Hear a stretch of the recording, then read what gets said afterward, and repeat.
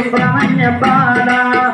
அவன் தொகைமையில் நீரில் எரிவாகு தன்னை வந்திறங்க ஐயா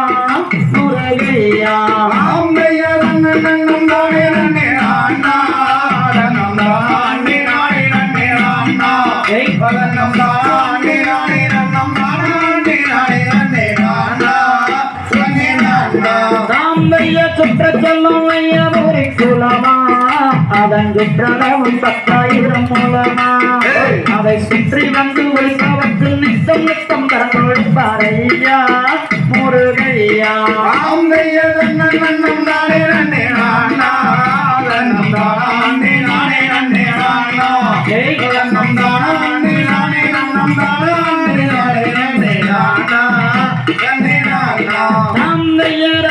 சிறந்த சுப்பிரமணியர் அவர் ஆனந்தம் கொண்ட முட்டையாண்டி அவரை கல்யாணம் செய்வதனால் என்ன ஒரு நெண்டிடும் வள்ளி கணக்குடத்தே